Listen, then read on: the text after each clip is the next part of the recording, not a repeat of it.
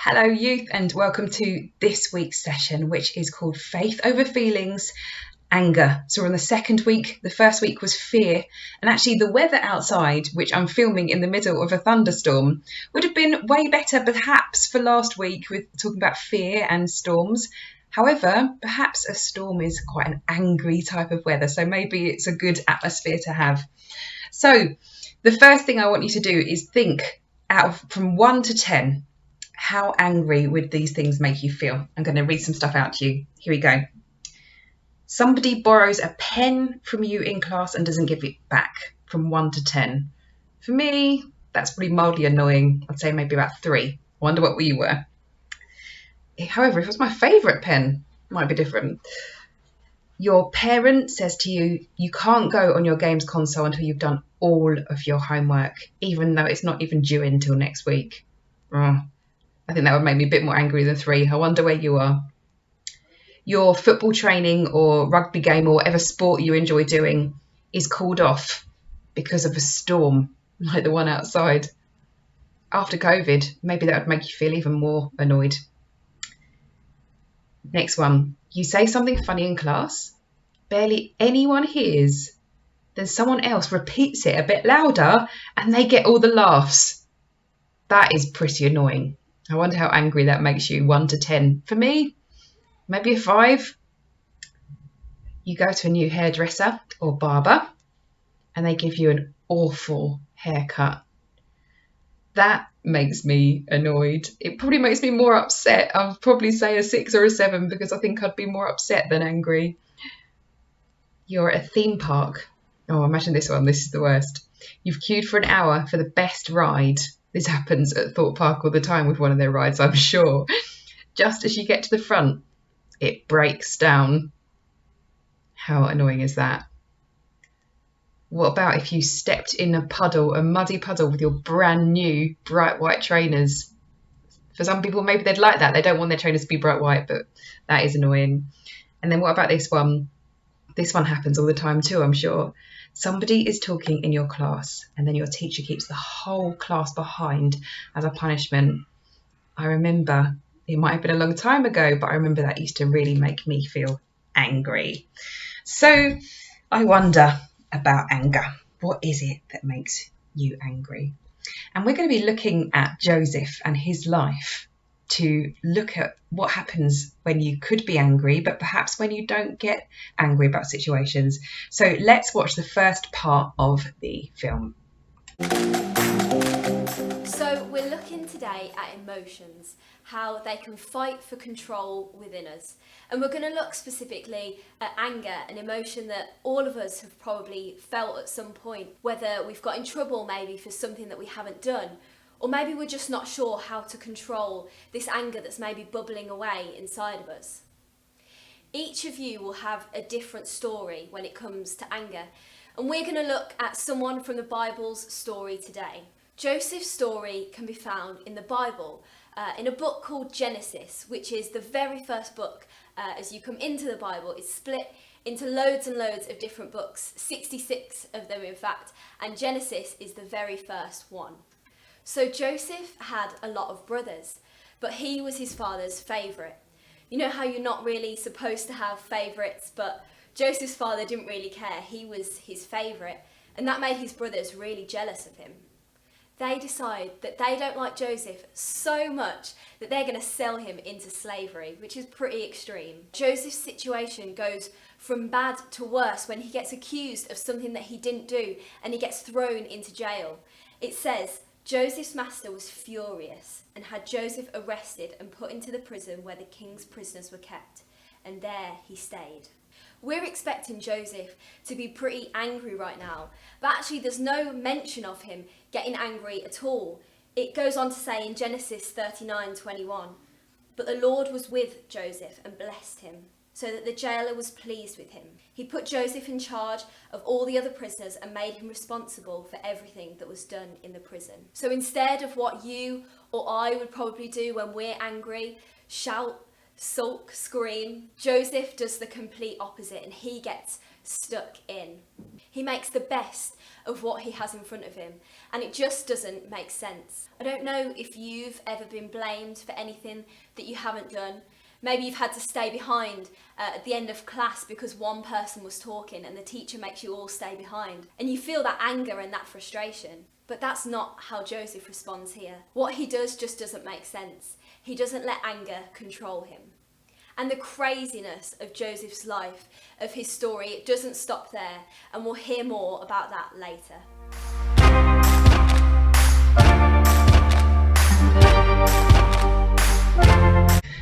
Okay, there's one part of his life that I'd really like us to focus on, a part where I think I would get very annoyed. Okay, so Joseph was in jail and he interpreted this butler's dream, and the butler got set free, and he said, "I'll remember you, Joseph, don't worry, I'll tell Pharaoh about you." And then he didn't for 2 whole years. That's 2 whole years. Joseph was probably in this probably underground prison. I've read that these prisons probably you couldn't even stand because it was so they were like little cave sort of things, like horrible. They wouldn't have had anything nice like they do in prisons over here today. So just imagine how horrible and stinky and horrible these places were. So he had an extra 2 years because somebody forgot him, right? So then what happens is, and we're looking at Genesis 41, so I'm just going to summarize some and then I'll read some. Then Pharaoh had this dream, and he dreamed about 7 big fat cows getting eaten up by 7 skinny little cows. And then it talked about these heads of grain, so like these stalks of corn and grain. And so they had big fat ones getting eaten up by really little skinny ones again. And nobody could interpret Pharaoh's dream. And then suddenly the butler says, "Oh, I've suddenly remembered something from 2 years ago that I was meant to tell you. There's somebody in the prison who's amazing at interpreting dreams." So they summoned Joseph from the jail, and this is what it says. Where are we? There. So Pharaoh sent for Joseph. He was quickly brought from the dungeon. When he had shaved and changed his clothes, he came before Pharaoh. Pharaoh said to Joseph, "I had a dream and no one can interpret it, but I've heard it said of you that when you hear a dream, you can interpret it." "I cannot do it," Joseph replied to Pharaoh. Oh, does he sound angry there? Is he angry? No, he's not. Listen on. "But God will give Pharaoh the answer he desires." Wow, what a response by Joseph. He didn't turn around to this butler and see him in the room and say, "Oi, you were meant to bring me out 2 years ago. How dare you? That's 2 whole years of my life." No, he just said to Pharaoh, "God can interpret your dream." What an amazing witness of his trust in God. So then Pharaoh told him about his dreams, and Joseph said to him, "The dreams of Pharaoh are one and the same." So he's saying that the cows and the wheat means the same. God has revealed to Pharaoh what he's about to do. There's 7 good years and then 7 years of famine afterwards. And basically what happened after Joseph had told him that is that Pharaoh didn't send him back to prison. Just think if it had been 2 years ago. But instead, he made Joseph like his prime minister, so like his second in command. And Joseph's job was to actually make sure that there was enough wheat and other produce saved over those 7 years, so that for the 7 years of famine, that Egypt would have enough food. So he was put into a very important position. So how wonderful for him that happened.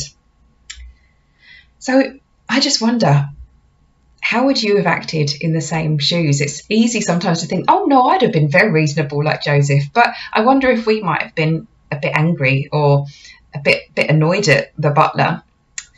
But actually, anger is quite deconstructive to us and to our relationships with other people. I wonder if you can think of a time where you've got angry at somebody and actually there was no need for their anger. There was no need for you to be angry with them, and actually it affected your relationship. That can happen sometimes. We are going to look at a couple of Bible verses about what it says about anger. There's one in James 1, and it's verses 19 to 20, and it says this: "Know this, my beloved brothers, let every person be quick to hear, slow to speak, and slow to anger. For the anger of man does not produce the righteousness of God."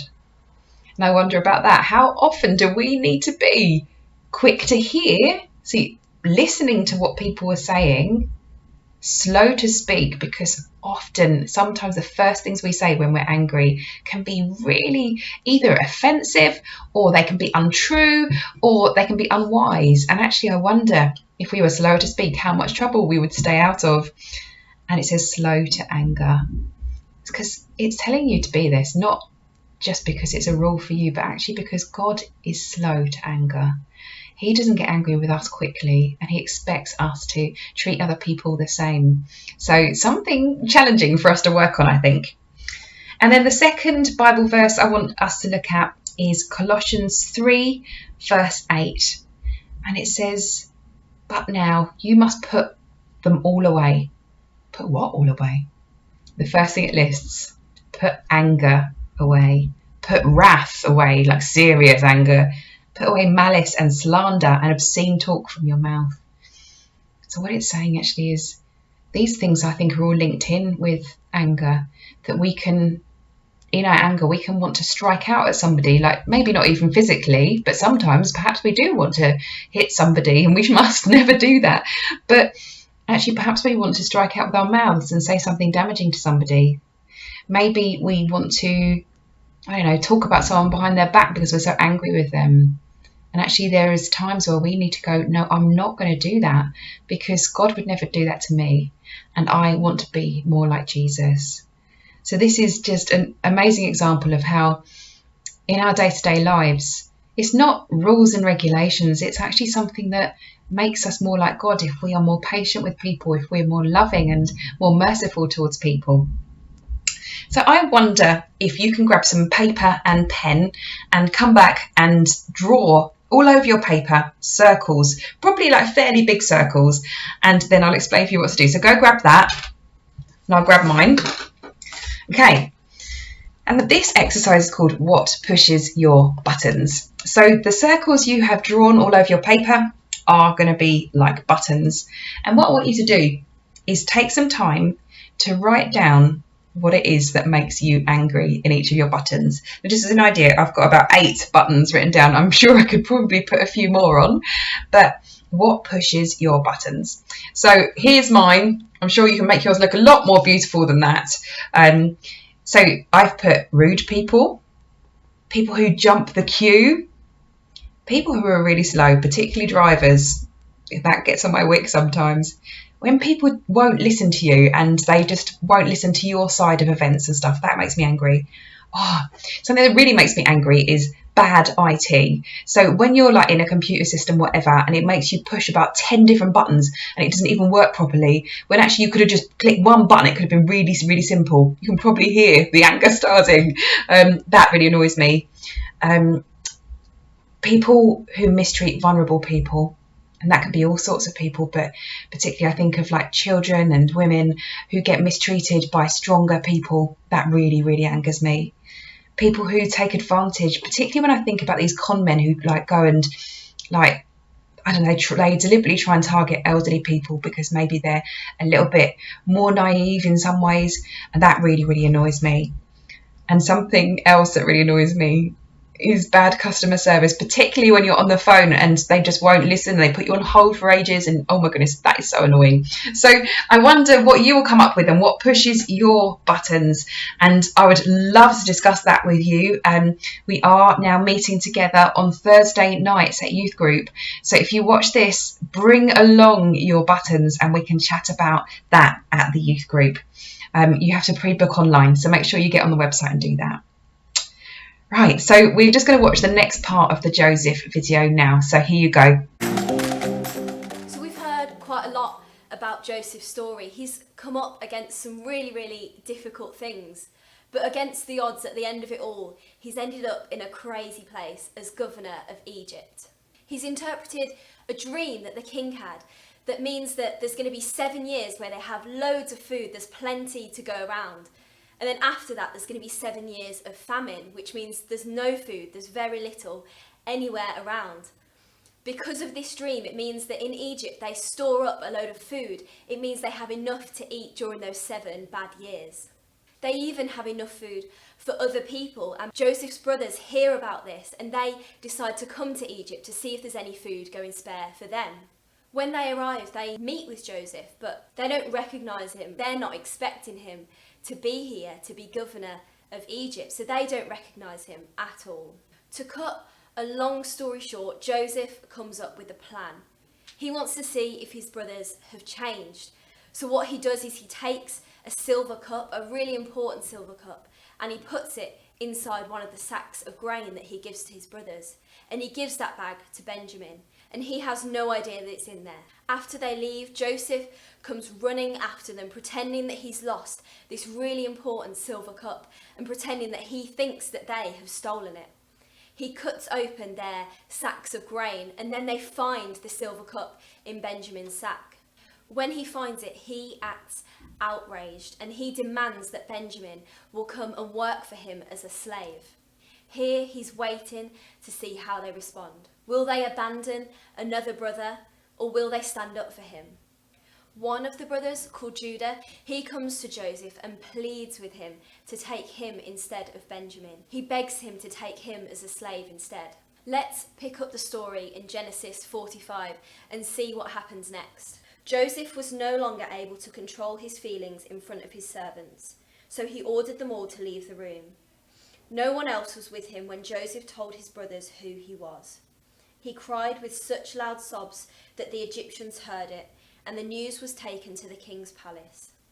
Joseph said to his brothers, "I am Joseph. Is my father still alive?" But when his brothers heard this, they were so terrified that they could not answer. Then Joseph said to them, "Please come closer." They did, and he said, "I am your brother Joseph, whom you sold into Egypt. Now do not be upset or blame yourselves because you sold me here. It was really God who sent me ahead of you to save people's lives." And then if we skip ahead to verse 14 and 15, he says, "He threw his arms around his brother Benjamin and began to cry. Benjamin also cried as he hugged him. Then, still weeping, he embraced each of his brothers and kissed them. After that, his brothers began to talk with him." Joseph is brought to tears by the way that Judah offers his life for his brothers. But we may be sat here saying, "Wait a minute, Joseph, these are still the same brothers who sold you into slavery all those years ago, who didn't care if you lived or died." But Joseph chooses to let go of anger. He chooses not to let it stop him reuniting with his brothers. He chooses not to let it ruin his life. He chooses forgiveness instead. Sometimes for us, that can be so hard. It can feel like things have happened in our lives that make us so angry.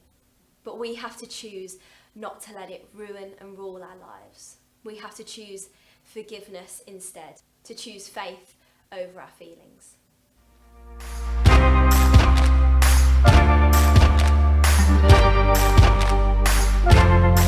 So I just want to talk to end about what can we do instead of getting angry with people. Well, if we are already angry, it's okay to feel angry, but we need to acknowledge that feeling, like we said last week. We need to focus and go to God and tell him about how we're feeling about the situation. And then we either, if that person's caused us some pain or they've done something wrong against us, we need to decide to forgive, like God forgives us. And we need to somehow get rid of that anger. So how do you do that? Well, for me, it's very much about talking to God about it. I don't think that yelling and screaming and arguing with people and, wanting to hit something is a good response. I think anger can make you very unreasonable. But I think instead, if I'm angry about something, I'll go to God and I'll say, "I don't feel this is justified. I feel this is wrong. I feel that this has happened and that's happened. I feel really angry about it, Lord. Will you help me?" And he will often just remind me of what Jesus did when he went to the cross, how he was beaten and accused and spat on, and he never ever responded. And I just think, wow, what's happened to me is not as bad as that. And I want to be like you, Jesus. So just thank you so much that you're such a good example to me. And I will honestly try to forgive people as soon as possible. So I really recommend those things to you, that yes, you can acknowledge your anger and then you can pray and ask God and just talk to him about it. And then I think you really need to be looking at forgiving rather than holding on to anger, because I think that becomes bitterness and resentment, and it can last for years, and it can really affect relationships. And I think that's such a bad thing, and I think that's what our enemy, the devil, wants. He wants our relationships to be completely destroyed by stuff like anger, and actually we want to be peacemakers. So to finish, let me just pray for you. Father, I thank you that for everyone watching, you know what makes them angry. You've heard some of mine, Lord, and I know some of them are really ridiculous. But Lord, you know our emotions and you love us anyway. Please help us, instead of responding to people in anger, to come to you and tell you about it, and to try to forgive instead of exploding at people. In Jesus' name, amen. See you soon, I hope. Bye.